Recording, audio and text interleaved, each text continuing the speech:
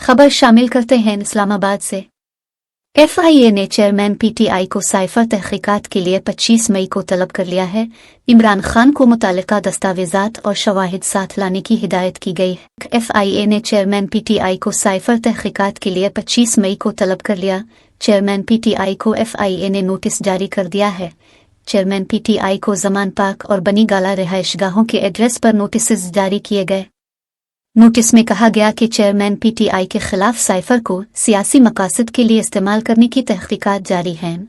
FIA की joint inquiry team cipher मामले की तहकीकात कर रही है। चेयरमैन PTI को मुतालिका दस्तावेजात और शवाहिद साथ लाने की हिदायत की गई। चेयरमैन PTI को 25 जुलाई को दिन 12 बजे FIA हेडक्वार्टर्स ऑफिस में पेश होने की हिदायत की गई है। याद रहे, साबिक वजीर आजम इमरान खान के प्रिंसिपल सेक्रेटरी आजम खान ने साइफर से मुताल्लिक बयान रिकॉर्ड करा दिया।